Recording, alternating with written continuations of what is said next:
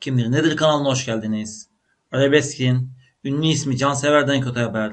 Arabesk müziğinin sevilen ismi Cansever, lösemi teşhisi aldığını açıklayarak tedavi süreci nedeniyle sahnelere ara verdiğini duyurdu. Bir süredir hayatını Almanya'da sürdüren sanatçı kendisine lösemi teşhisi konulduğunu duyurdu. Bu nedenle bir süre konserlerine ara vereceğini açıklayan sanatçı, hasta yatağından paylaştığı fotoğrafla sevenlerini üzdü.